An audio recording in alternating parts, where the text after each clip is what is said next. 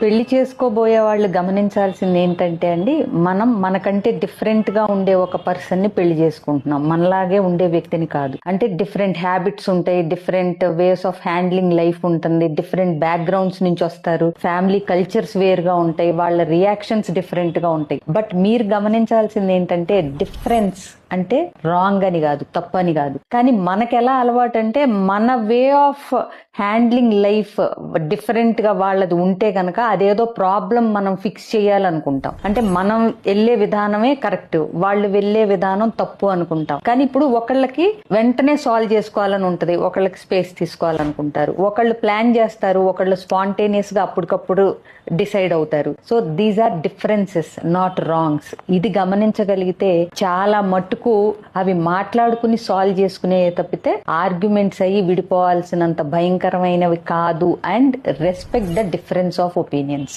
Thank you.